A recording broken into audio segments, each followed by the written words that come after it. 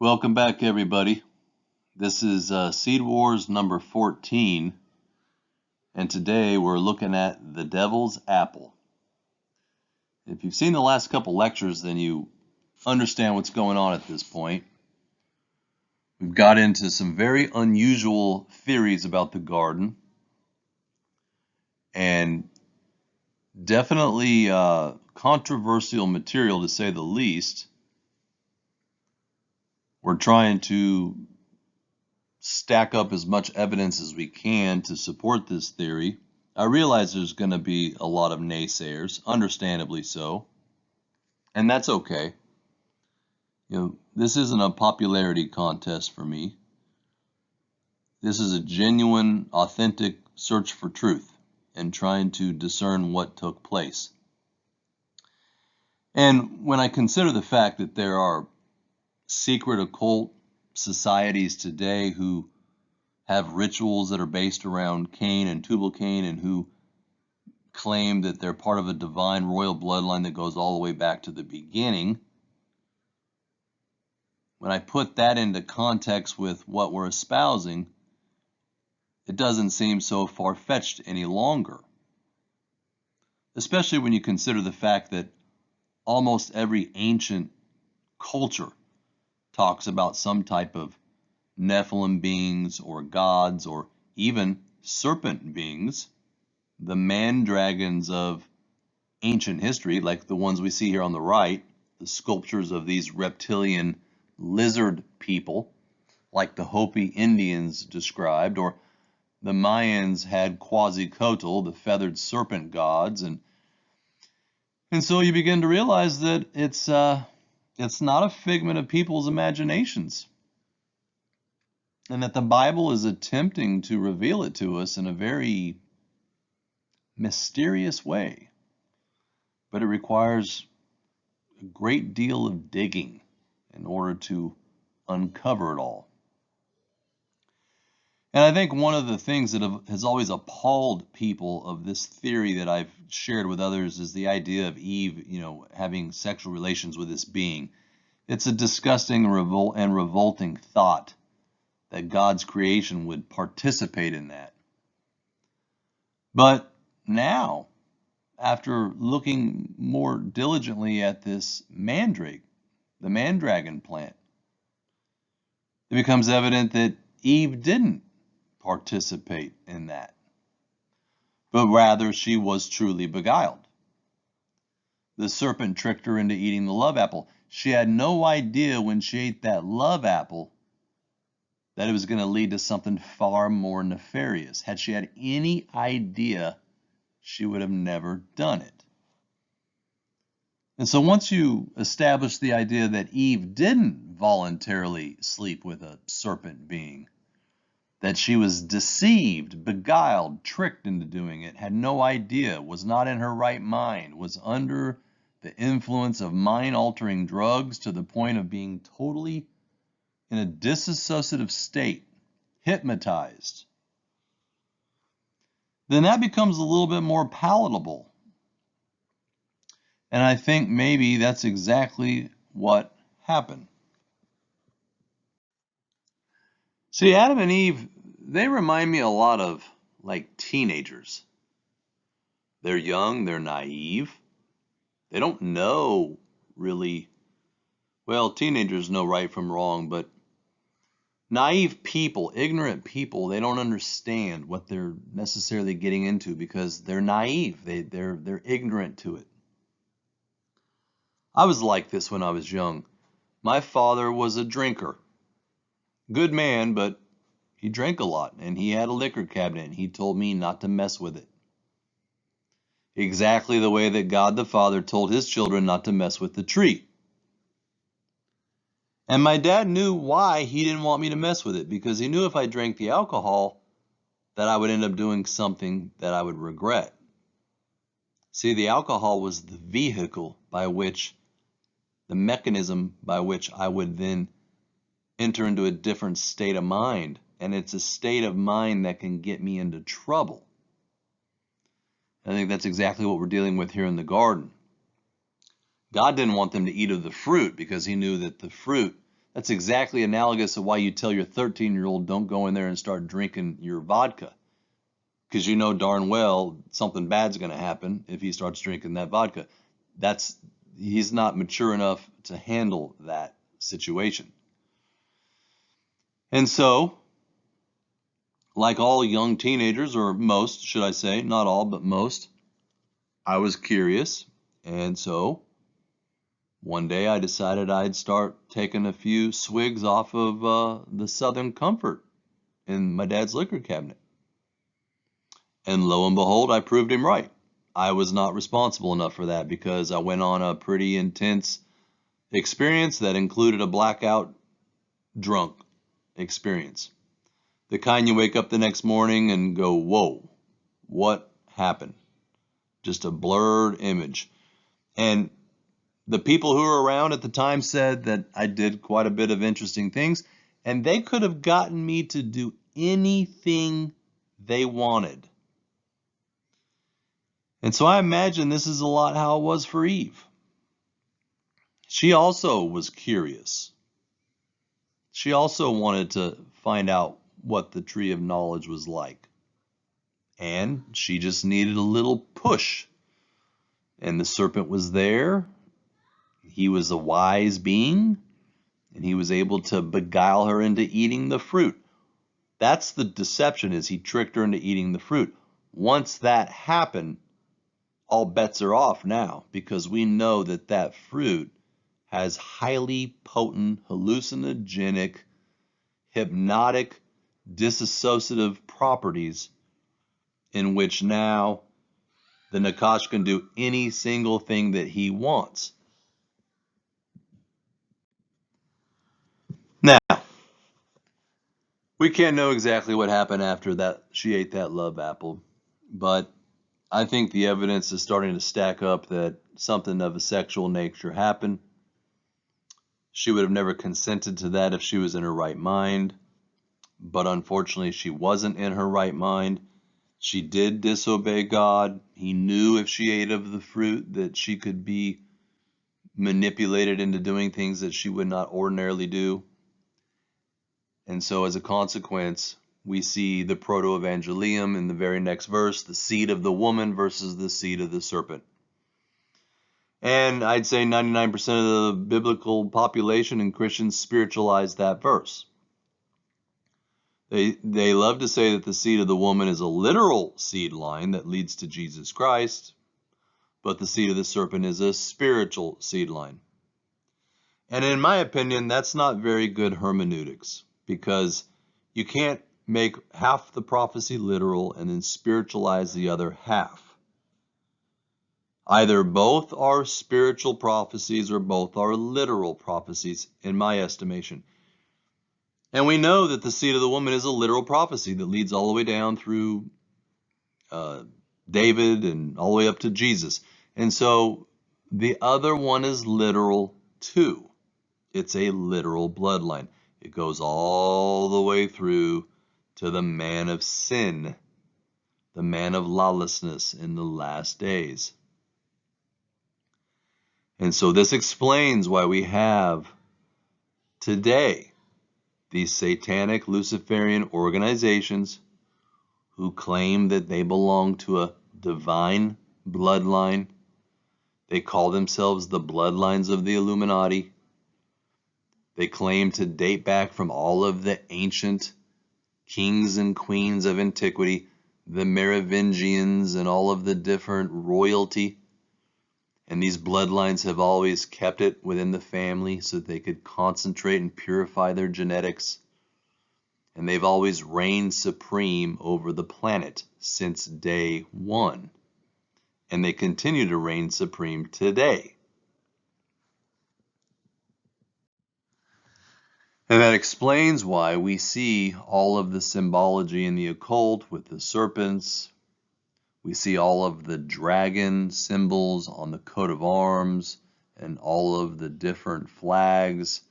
And it goes on and on and on and on. And so, if that's true, if there is this other race, this seed of the serpent race that exists on planet Earth who take on human form, but ultimately are not fully human. Then there should be some stories in the Bible that would demonstrate this notion. And by the way, these Luciferian groups make it clear they do satanic rituals. They abduct human beings, children, and they kill them and eat their flesh, drink their blood. They claim that the blood gives them life, that they consume the soul energy of their victims, that they they pursue the adrenochrome and the other chemicals, the other endorphins, the dopamine and things that are in the blood, and this gives them power and the ability to hold human form and so on and so forth. And so if this is true, then we should expect to have some understanding of this within the scripture. And there are some areas that actually go into these kind of details, and that's what we're going to take a look at today. The first one we're going to look at is in the book of Micah, where Micah describes some very interesting things. Now, before we move on, I just want to take a moment to say something.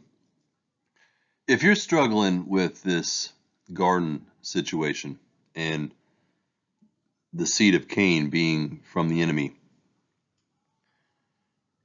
either way, we're going to see the seed of the serpent get picked up somewhere. Because later, 3 chapters later in Genesis 6, we see the fallen angels sleep with the women again. And they produce the Nephilim.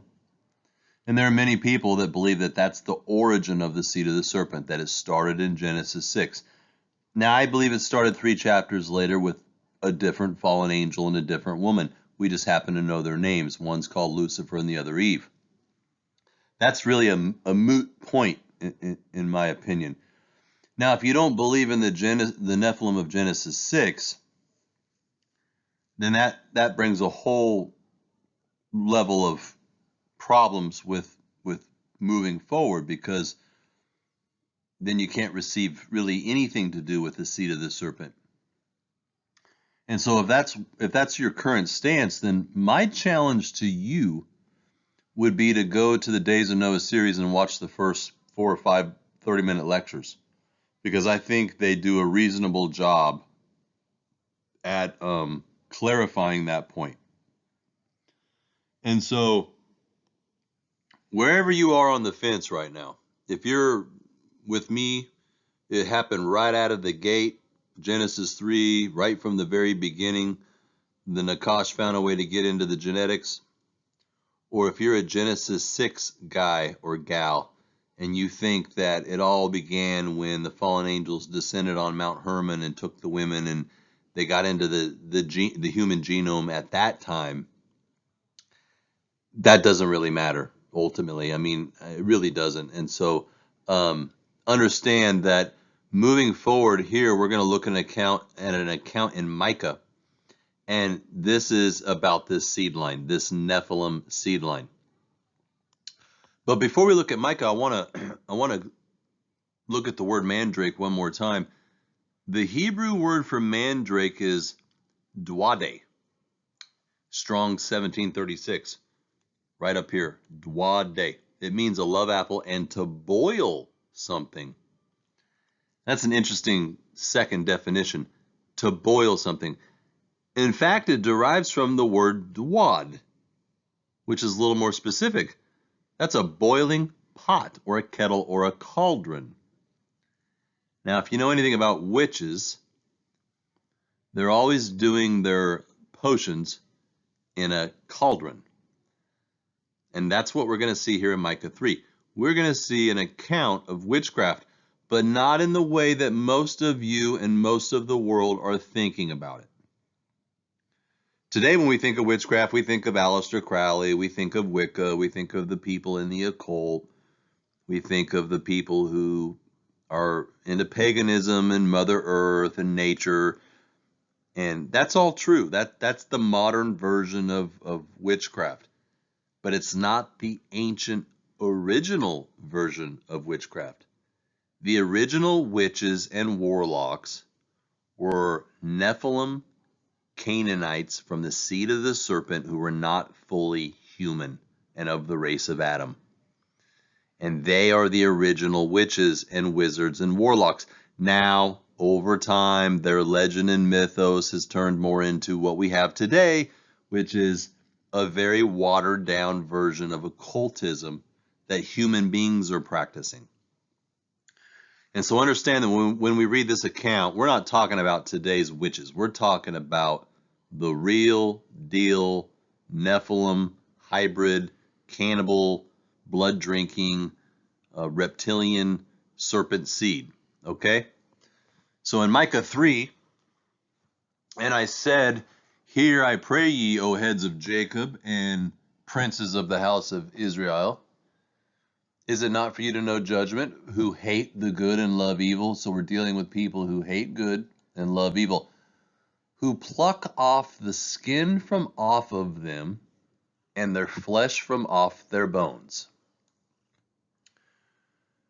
Verse 3, "Who also eat the flesh of my people."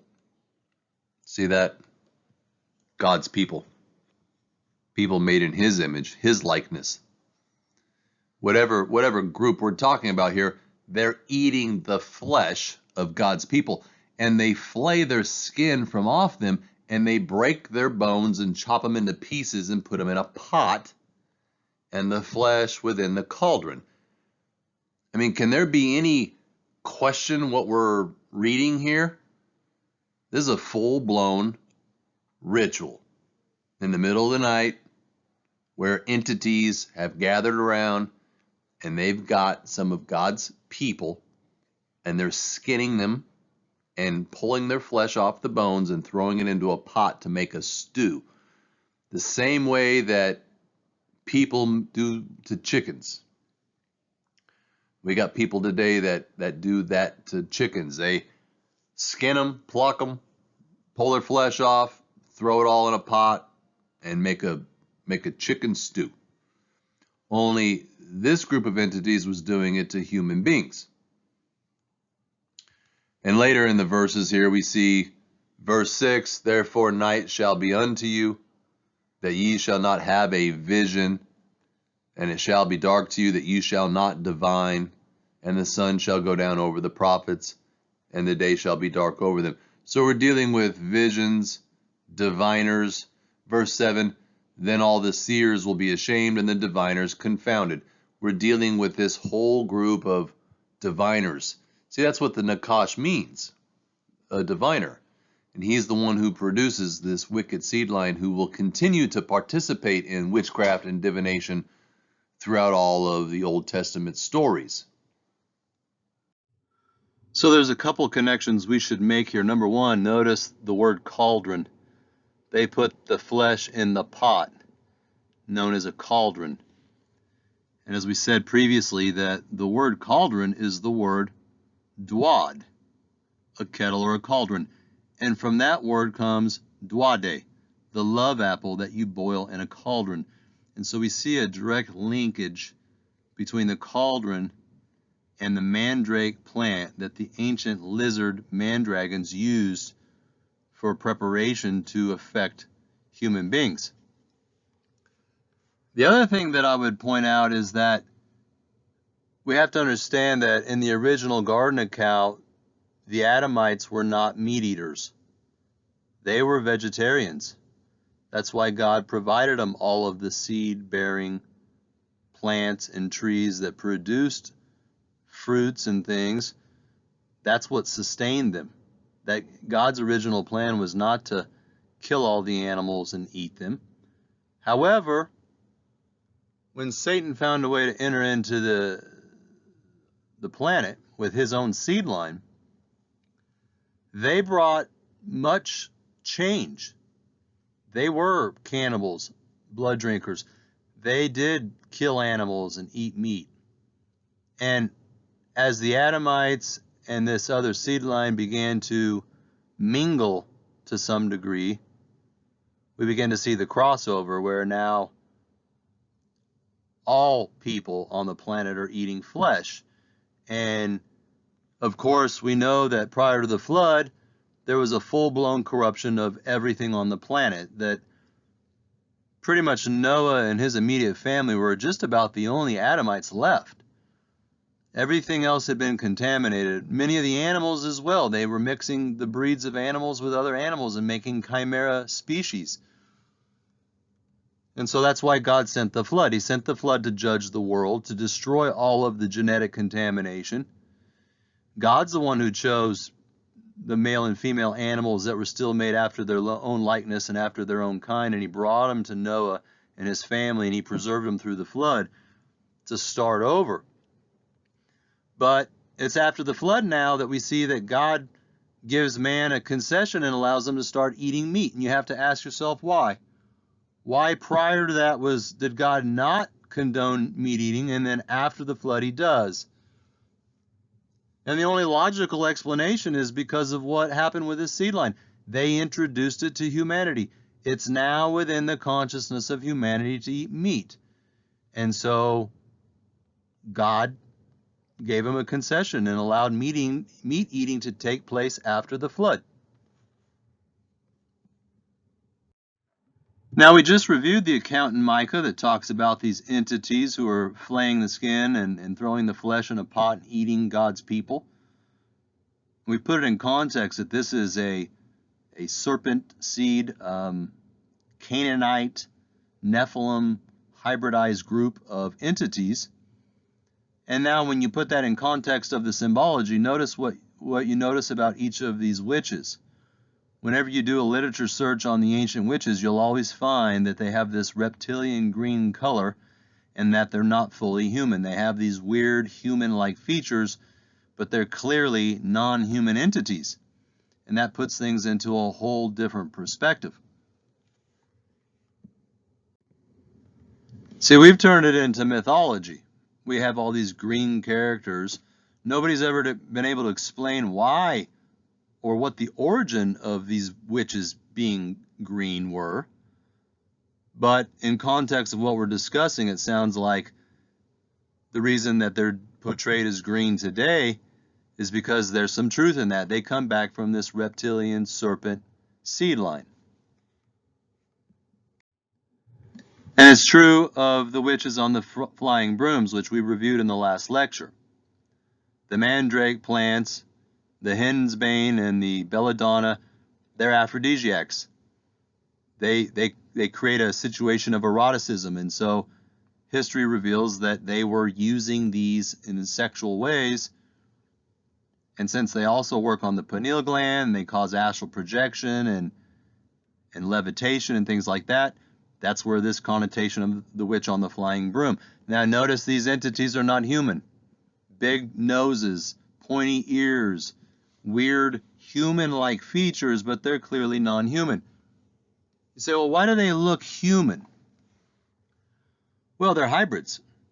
Whether you're with the Genesis 3 conspiracy that Eve and the Nakash produced the serpent seed line, and so they have half of their genes from Eve, which is why they're shaped like humans. They have eyes and ears and mouth and noses and arms and legs like a human being, but yet they're clearly demonic, non-human entities.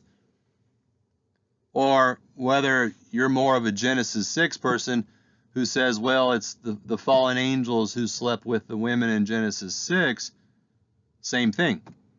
Those women they slept with in Genesis 6 provided half the chromosomes. And so naturally, these entities have human qualities, but they're not fully human because the other half of chromosomes came from the serpent seed line.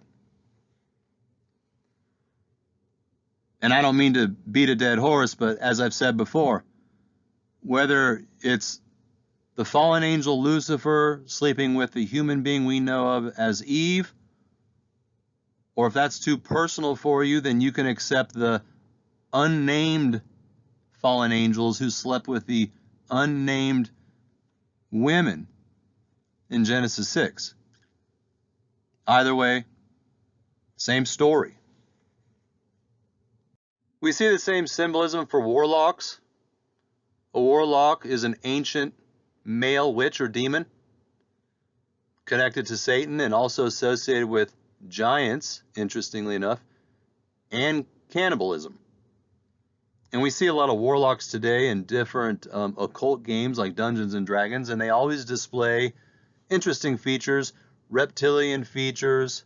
Often they have wings because they come from fallen angels. Here's a warlock on the far right. You can see that it has a lizard reptilian quality to it. And naturally, people say, well, that's just, the people who made the games, that was just using their imagination.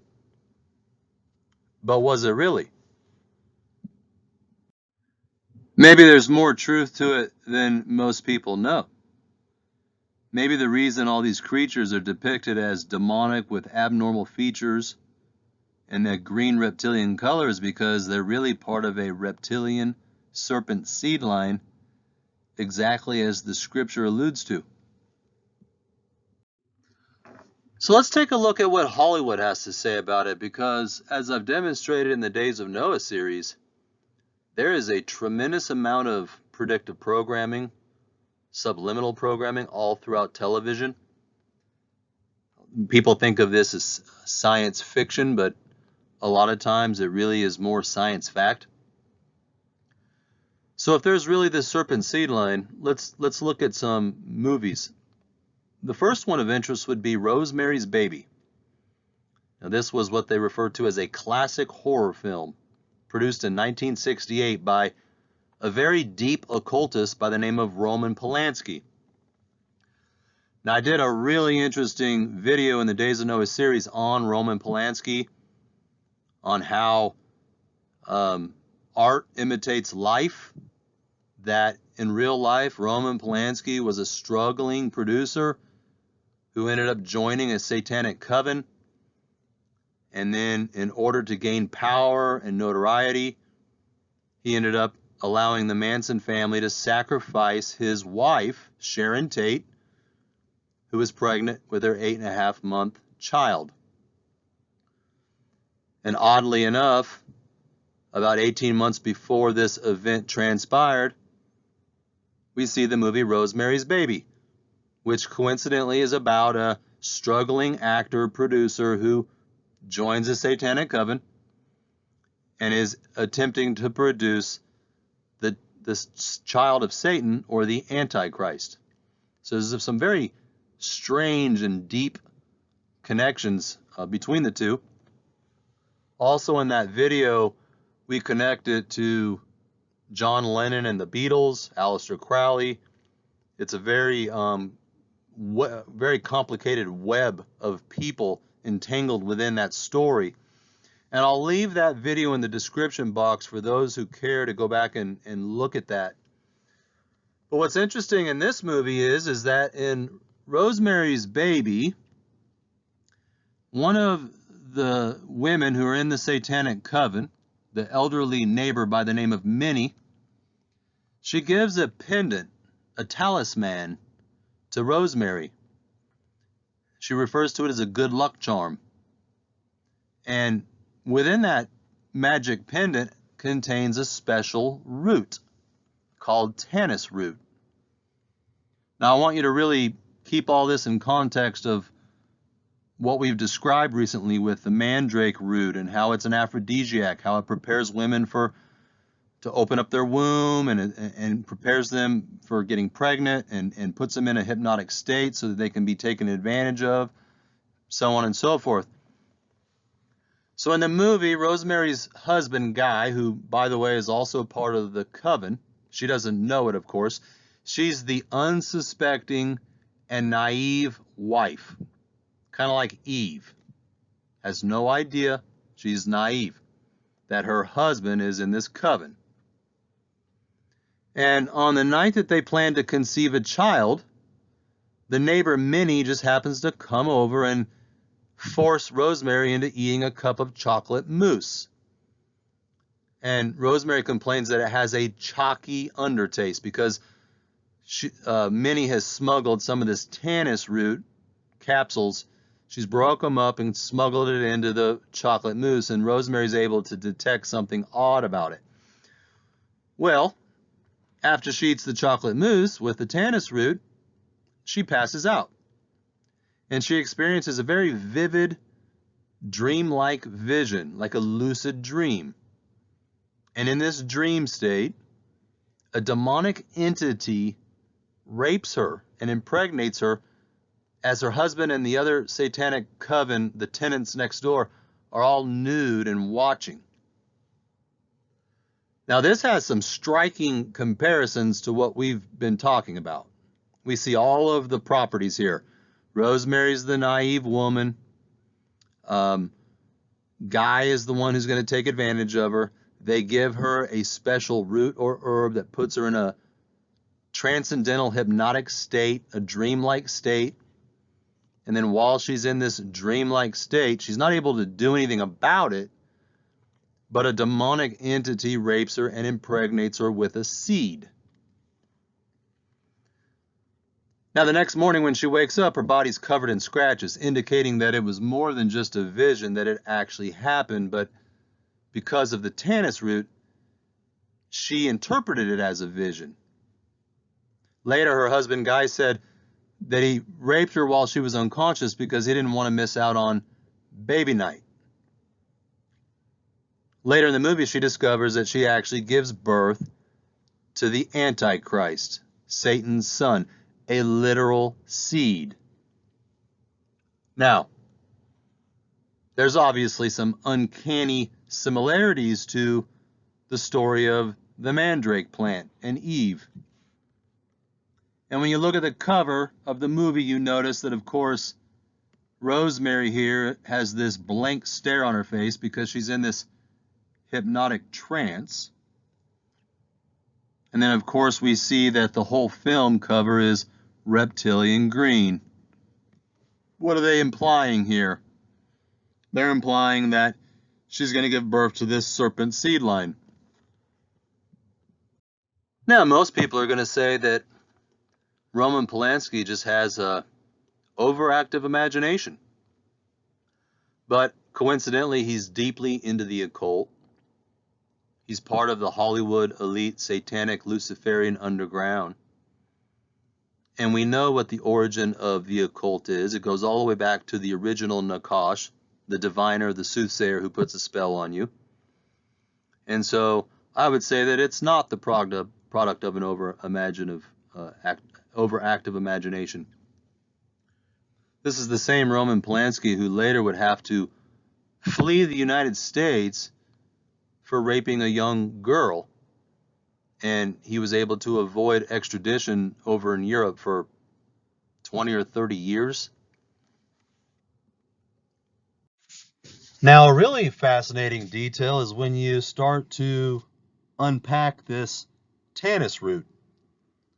Turns out that there really is nothing that we're aware of that is the Tannis root. It's a fictional herb. But actually, I would say that it's not so fictional. It's very analogous to the mandrake root. We know that the mandrake root means the man-dragon root. The word drake in the Webster's Dictionary means an archaic ancient serpent or dragon. And so the mandrake root is the man-dragon root. Well, it turns out that the Tannis root used in Rosemary's Baby actually derives from the Bible. It derives from the Hebrew word tan. T-A-N, Strong's 8565. And that word tan means dragon. And in fact, this is where we get the word tannin, Strong's 8577, which is in reference in the Old Testament to a serpent being or a large sea monster or dinosaur.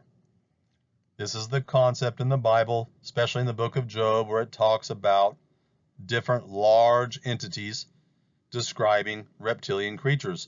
They're called tannin. And also, interestingly enough, we see that there are some ancient goddesses. For example, Tanith. She was known as the great Phoenician goddess of carnage. The Phoenicians were the Canaanites.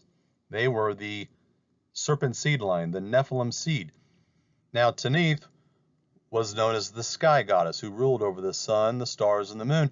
And she was also the mother goddess who ancients used to invoke for purposes of fertility and getting pregnant. Her primary symbols include the pomegranate, which we've reviewed in the past. The pomegranate represents fruitfulness and fertility. And this Greek goddess Tanith translates as the serpent goddess or the serpent lady. Now, archaeologists have identified Tanith as being also Astarte or Ashtaroth. That's the female goddess we see mentioned in the Bible. Later, she's called Ishtar or Isis in Egyptology or Semiramis. It's all the same entity, just different names depending on which culture you're dealing with. But this serpent lady, Tanith, or Ashtaroth, she was the female consort to Baal Hammon, or Moloch, who is the ancient Phoenician sun god that we see in the Old Testament, that they were passing their sons and daughters through the fire and doing all of the occult rituals too. And so again, we see in this movie they use the Tannis root, and the Tannis root is really just a reference to the mandrake plant and the idea of this seed of the serpent reptilian race that took advantage of a young woman, an Adamite, in order to produce a hybrid strain. And they did it by using mind-altering drugs. Now, in the final scene of Rosemary's Baby, she identifies her child, who one of the members of the coven says, he has his father's eyes. And they quickly flash to an image of the child, and you can clearly see a reptilian eye. And of course, Rosemary is completely shocked out of her mind. This brings up an interesting verse in Matthew where Jesus says that the light of the body is the eye. And many of us have heard the expression that the eyes are the windows to the soul, that you can see the soul of a person through their eyes. See, Jesus says that the light of the body is the eye, and if therefore thine eye be single, that word single means to be whole, to be good, then the whole body shall be full of light. But if thine eye be evil, what would an evil eye look like? A dark eye, a black eye, an eye that appears to be soulless? But if thy eye be evil, thy whole body shall be full of darkness. And if therefore the light that is in thee be darkness, then how great is that darkness? That's an interesting question that Jesus asks. If the light that is in thee be darkness, how can light be darkness? We're talking about the dark light.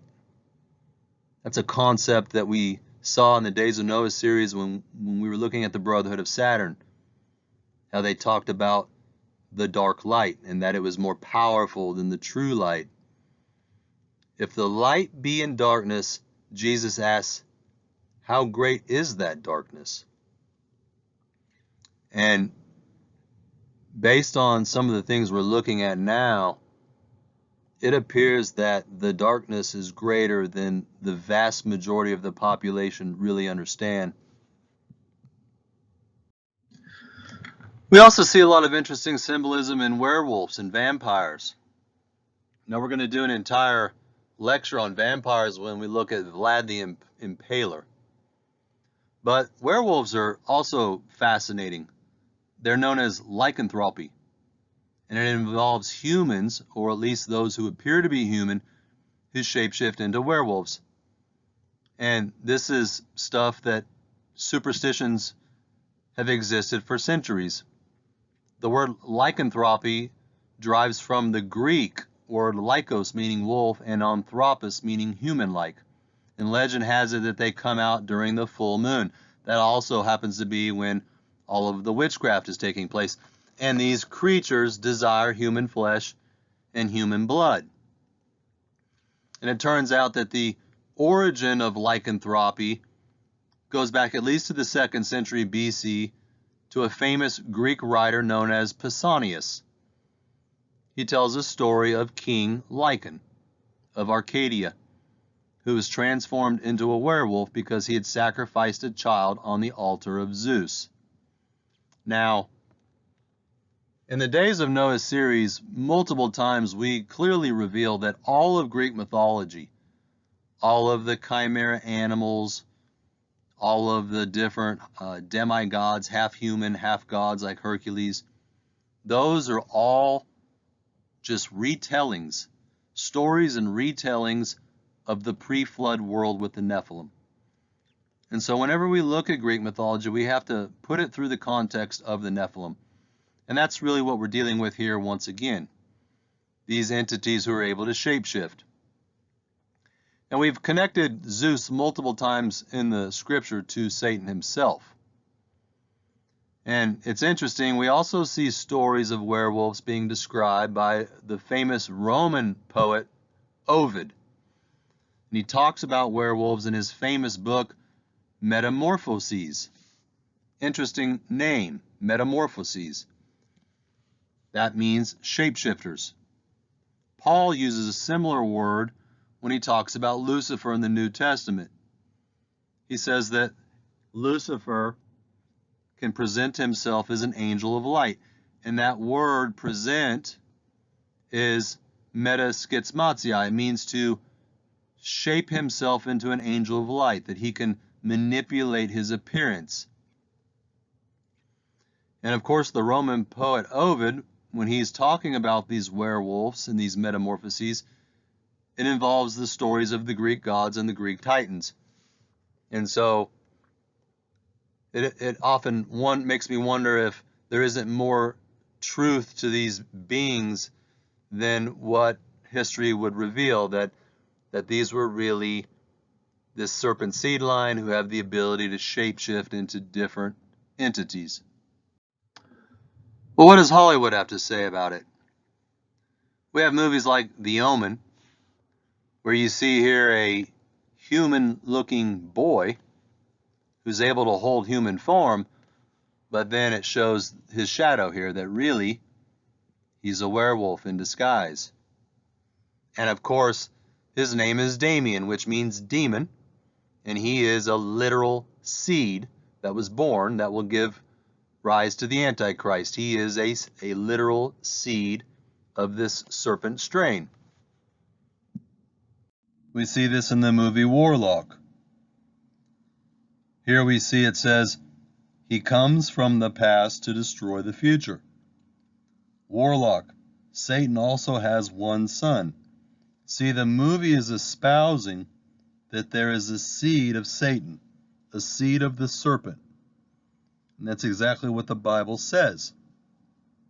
People want to spiritualize that application.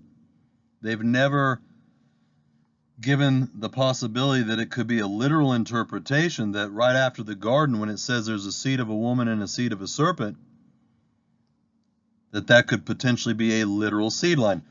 Notice here, Warlock is pure evil. We see a human-looking man. But notice he's casting the shadow of a fallen, angelic, possibly reptilian-looking being. And so we have to ask ourselves, is this all imagination? Or is perhaps some of this actually true? And naturally, they always include the little occult things like the triangle in the corner. We know how powerful that is. Here in this image, he has light emanating out of him because Lucifer is the light bearer who casts the false light. We see the lightning bolts. Jesus said, I saw Lucifer fall like lightning from the sky. And we know that Zeus and Thor and many of those other characters are represented by the lightning bolt. And then, of course, they include the word Armageddon, which is a biblical concept regarding the end of times when Christ comes back to deal with the beast system. And for those of you who say that these movies are just science fiction, they don't have any power, there's no demonic power in them, then take a look at this incident here. A teen says that Warlock drove him to murder. Did a horror film spark a brutal child slaying? July 1st, 1996. Here's an image of a boy, 14 years old, by the name of Sandy Charles. And it turns out that Sandy Charles lured another 7-year-old boy named Thimpson into the woods near his home, where he brutally stabbed him to death and then crushed his skull repeatedly with a 12-pound rock. Then, mimicking a ritual that he saw in the 1991 movie Warlock, Charles cut and tore 15 strips of Thimpson's body, and he boiled the flesh into liquid fat inside of a pot or a cauldron. After his arrest, Charles told police that he was in the thrall of spirits when he committed the murder. Quote, "I started thinking about killing, and something wanted me to do it." Turns out that Charles had been deeply affected by the movie Warlock, which he had watched at least 10 times before the killing. Charles later said that he believed that he would become a son of the devil and would be able to fly if he drank the boiled fat of an unbaptized male child. And so that is a sick and grotesque account that clearly was inspired by the movie. I would say that there was probably no one praying for this child. He maybe didn't know anything about Christ. Maybe his parents weren't filled with the Holy Spirit. And so there was no supernatural protection for him. His parents allowed him to indulge in these movies over and over and over, combined with this atheistic worldview. And then the movie's charged. These movies are charged talismans, so to speak. And so something demonic got a hold of him and used him as a vessel to murder this 7-year-old boy. And we see these same themes over and over. He cut his body into pieces and he wanted to cannibalize it. He cooked it inside of a pot, the way witches would do. And isn't it interesting that he would become a son of the devil if he drank the boiled fat of an unbaptized male child? See, because a baptized male child would have some spiritual covering of the Holy Spirit. And so that would not have been an adequate sacrifice. This also brings to mind the movie Slender Man. We did a video on that in the Days of Noah series about how that movie also led to multiple murders. So as you can see, Hollywood is full of this concept, this seed of the serpent concept. Perhaps that's why in the video by Katy Perry called Extraterrestrial, where she has sex with an alien and undergoes genetic modification and hybridization, that later in the video they show a couple of flash images of Katy Perry with reptilian eyes. Exactly like the one we see in Rosemary's Baby, exactly like the one we see on a crocodile right here. And we did a very interesting lecture on this video, Extraterrestrial, in the Days of Noah series, and I'll include that in the description box. That's definitely one worth watching. There's a lot of deep symbolism within that video. And that brings us to the modern UFO era. We've done lectures in the past conclusively proving this is a spiritual phenomenon. These are fallen angels and demons. That there are people on the planet who claim that they've been abducted and had their genetic reproductive material hybridized with the extraterrestrials. And then later, these people are taught how to telepathically communicate with their hybrid children through guided meditation. And that these people are being prepared for this hybrid reptilian race that's going to come back to help out humanity in the last days when we're on the brink of destruction. And these women draw images of their children with reptilian eyes, and they describe reptilian beings that have abducted them and that communicate with them through the pineal gland. And again, you say, well, this is just a lot of overactive imagination. But is it really? Could something deeper be going on?